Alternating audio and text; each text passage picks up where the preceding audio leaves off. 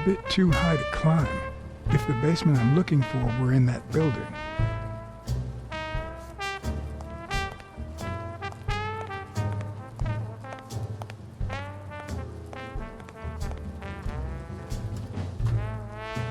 Could it be an elevator shaft? How does this thing open? If only I could reach that box.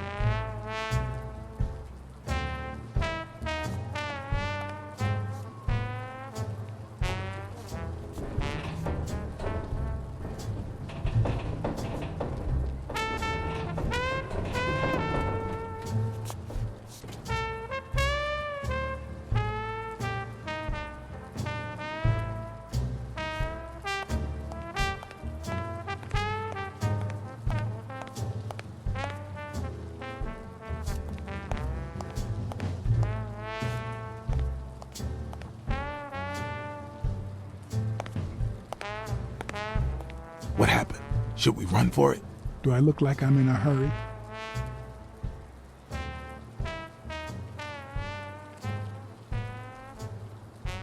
I'm gonna take another look. Keep your eyes peeled. Are you done? What do you think? I need your brute force, Jake. What's wrong? Is the little kitten too, And your silence.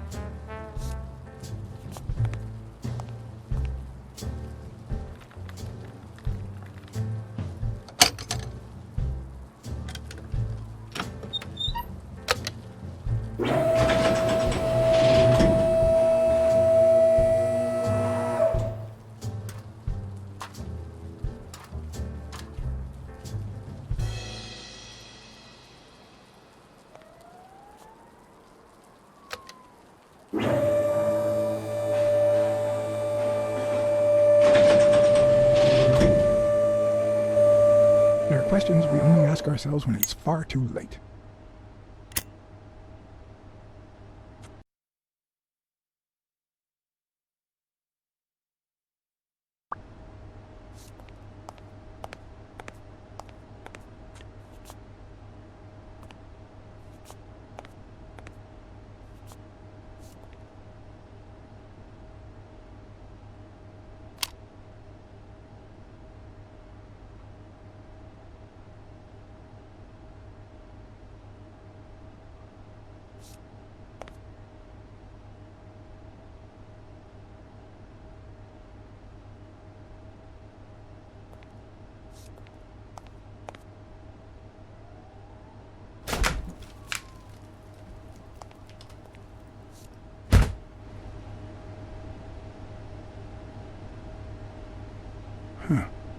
I was expecting some frozen bodies.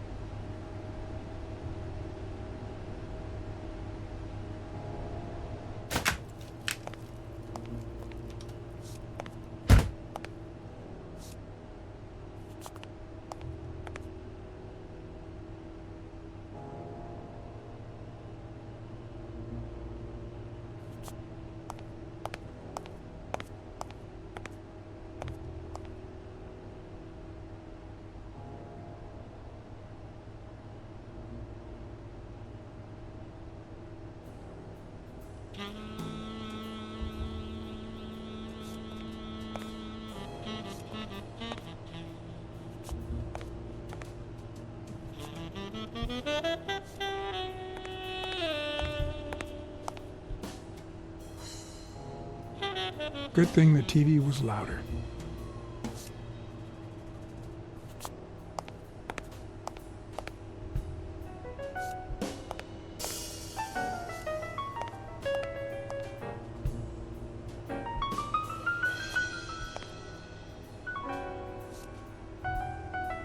Why do they have so many paper notes? Do they get that many orders?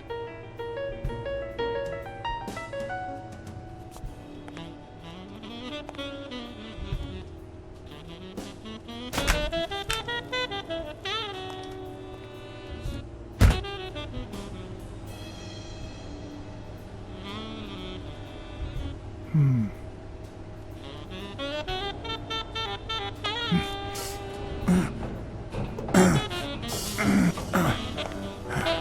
won't budge.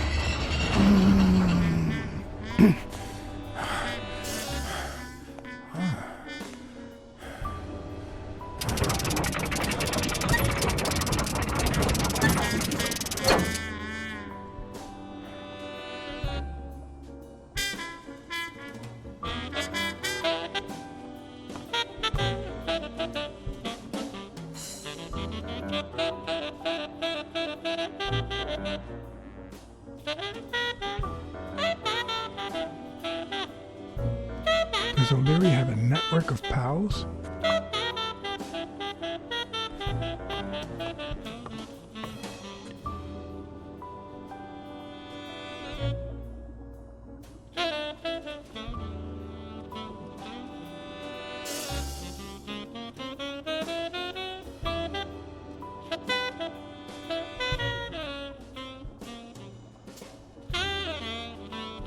The odds are incredibly in Stone's favor. I guess that he's the reigning champion, and Bobby Yale is just a contender, but maybe word got out about his condition.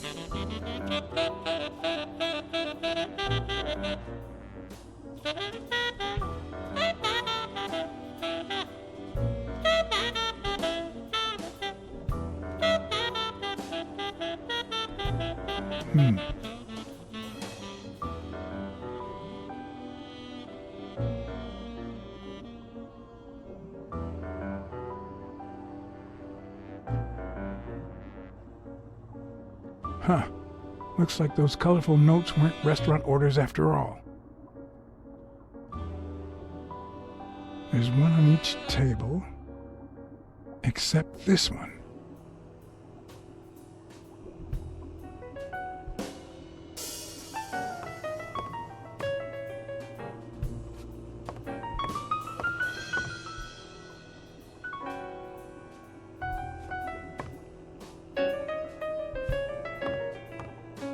Wow, I didn't realize you could place so many bets on a single baseball game.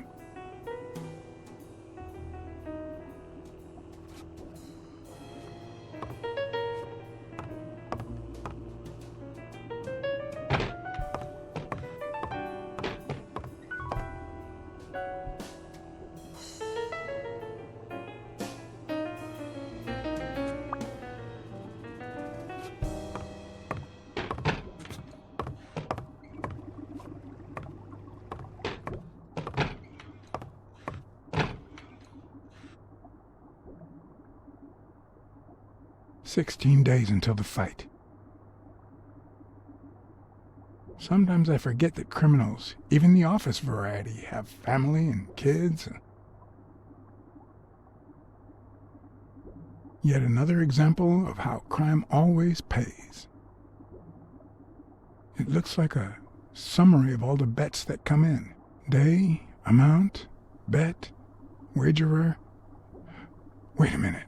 Did O'Leary himself bet $5 grand on Yale?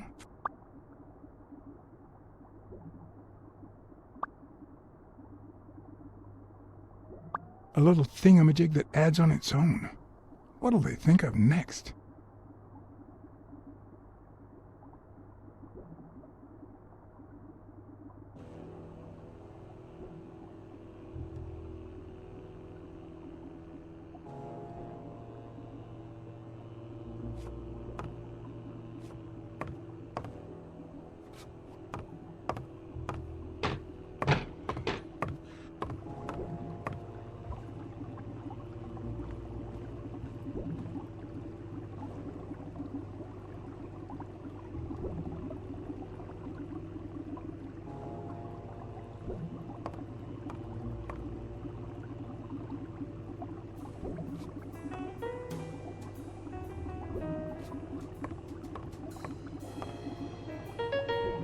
Could that be Ireland?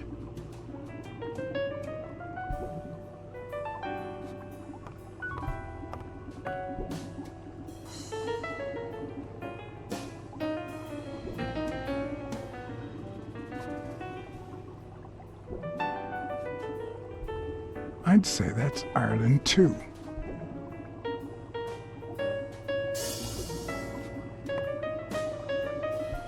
A Crossler? The good news is, I don't need lockpicks to open it. The bad news, I didn't bring explosives.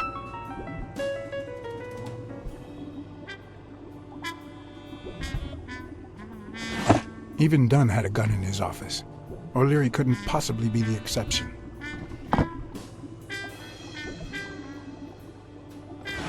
Dunn had $200 in his safe. O'Leary had about $20,000 in a drawer.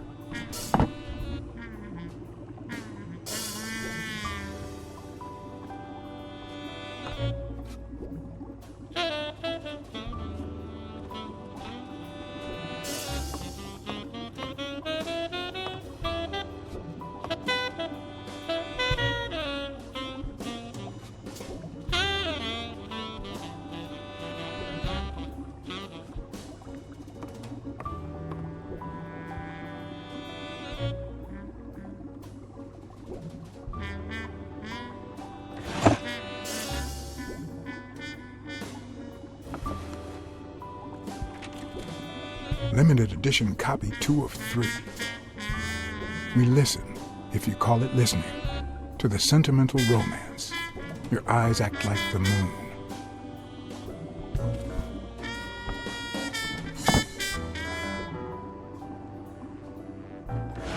If they're not together anymore, why does O'Leary keep so many pictures of romantic moments with Helen Moore?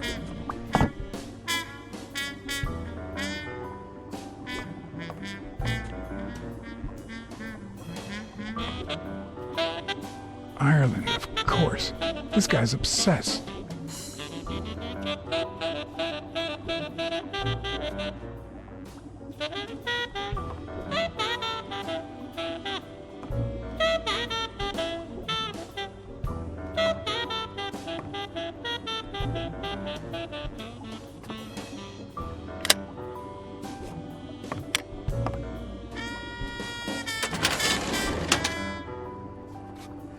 The painting concealed file after file of celebrity reports with all sorts of shady information, ranging from S to Z. Almost all of them were athletes. Is that what O'Leary meant when he said that detectives and police officers were his friends? I wonder how many spy for him. If I were to pitch in, who would I spy on?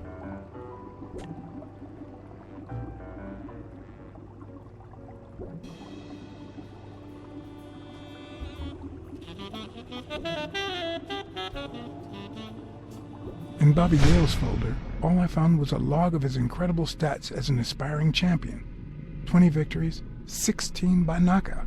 Although, at the end of the report, someone had underlined one word several times: untouchable.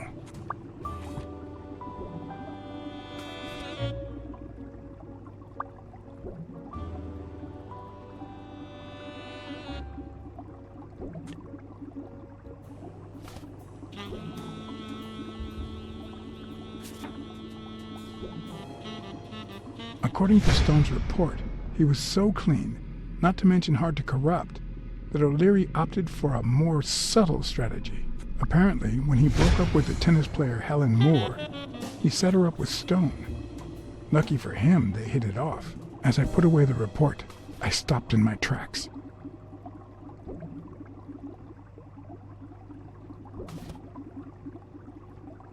Did I really want to risk knowing what O'Leary had on my good friend, the incorruptible police commissioner?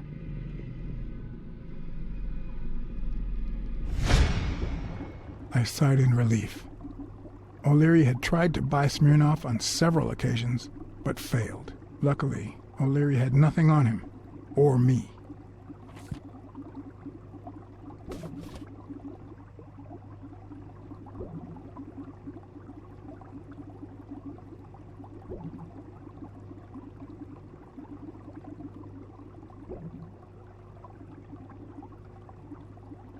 Thorpe had been a rising football star before the war, which he came back from with honors and decorations. After the truce, he resumed his career. He won 3 season trophies and a couple of MVP awards. He retired after an accident that left him paralyzed from the waist down. He started his own sports advertising agency 4 years ago, but according to the files, O'Leary hadn't even tried to corrupt him.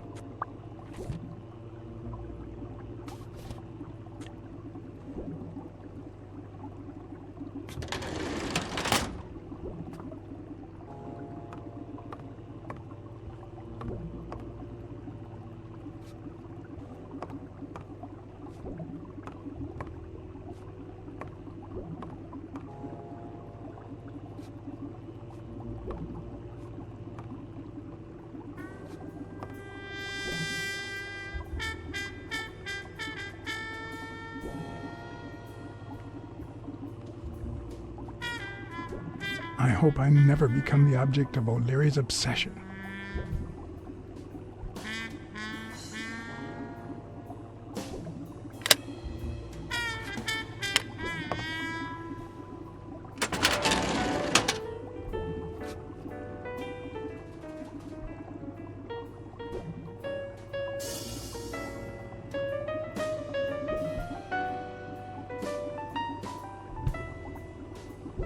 Strange as it may seem, the reports reveal that O'Leary had hired Jake as a bodyguard precisely because he was absolutely clean.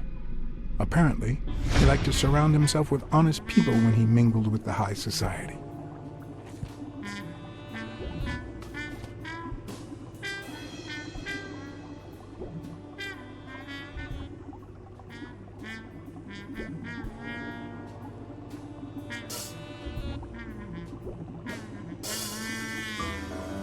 Helen Moore's file was, by far, one of the juiciest. She had been just a run-of-the-mill tennis player until O'Leary launched her career by rigging enough games to help her climb the ranking. However, O'Leary hadn't fixed any of her games in over a year.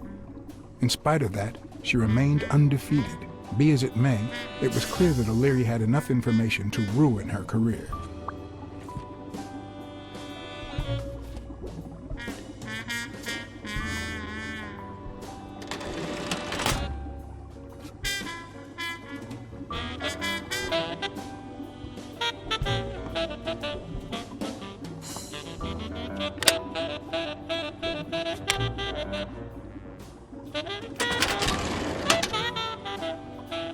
Luckily or not, files N through R included no one that I could somehow connect to the case.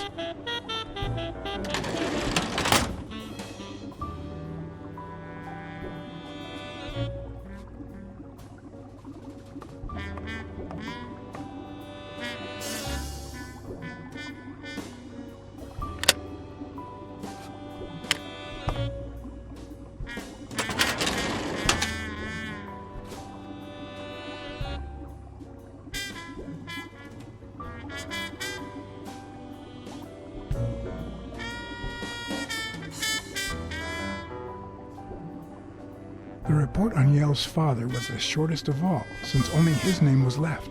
Why?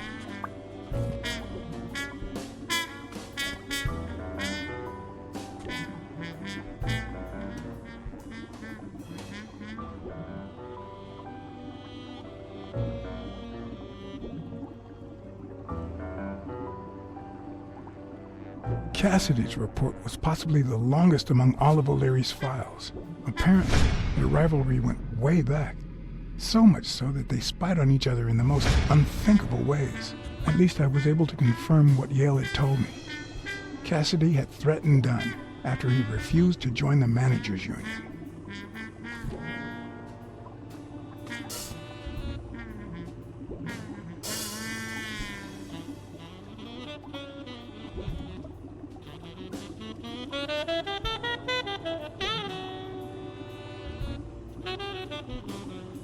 Dunn's integrity was legendary, even in O'Leary's shady reports, just like Yale had said. Dunn had kicked one of O'Leary's men out of the gym when he found him snooping around.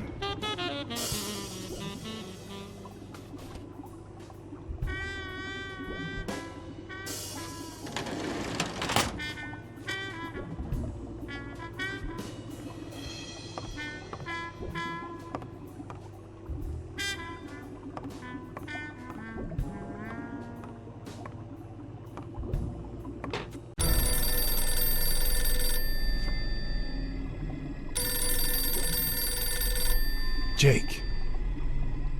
Someone was coming. Are we or are we not exemplary workers, Jimmy? Here it is, middle of the night.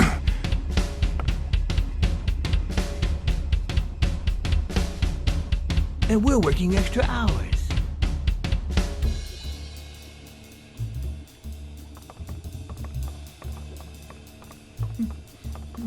Hey, Jimmy, what do you think about that? I think he's scared stiff, Desmond.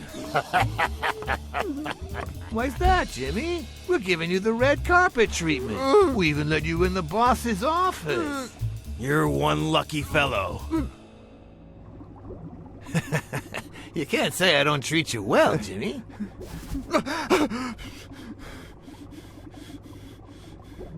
Yeah, Speak, you moron. very well. Why are you... Shh. Calm down. How long have you worked for me, Jimmy? 3 months. 3 months. Oh, yeah. I hired you right after your cousin Martin died. I need your opinion. How would you punish someone for ruining an innocent man's life with a hit and run, Jimmy? I don't know. Then tell me, what about you, Wilson? What would you do? No, please. I didn't do anything. I swear. He was a good guy. Of course, you already knew that. You knew him better than me, right? He was my cousin. That's why I hired you, Jimmy. You see, Martin was a dear friend. And his widow said you were a nice kid. That you do a good job, and you needed the money.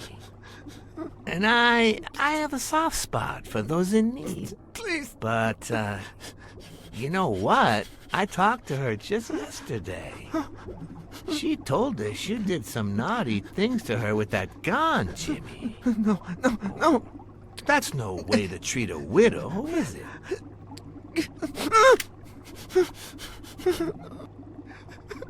She's lying. Why would I do that? What about the kid? Are you so sure you know how long a kid can hold his breath? With his little head inside a toilet bowl? Son of a bitch. I didn't want to. It was his idea. Selfishly, I was glad I hadn't risked my life to save Jimmy. Maybe not even someone like him deserves to die. But one could also argue that I didn't deserve to die for someone like him. Who's your boss? Give me a name! Cassidy. It was his idea. He said you'd hired me if I'd managed to scare the widow, and I just... All right. Let's just calm down now. It's gonna be okay.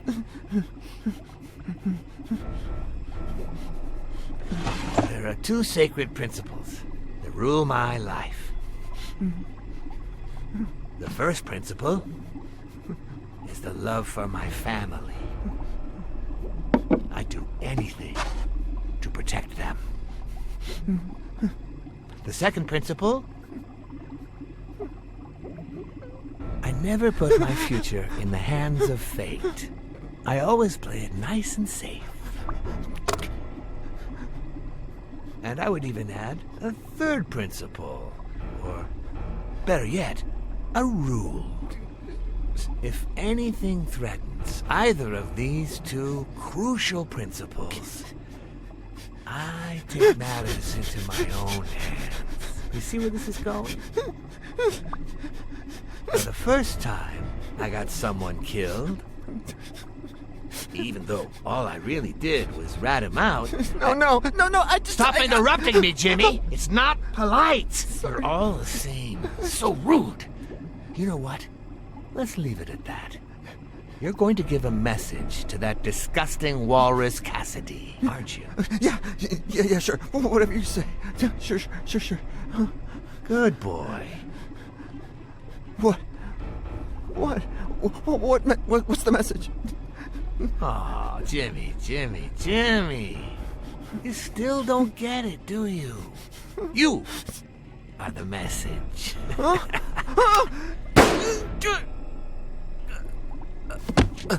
Come on. Wrap him up. Make sure Cassidy gets the message for breakfast, will you? I hope he chokes on it. Got it.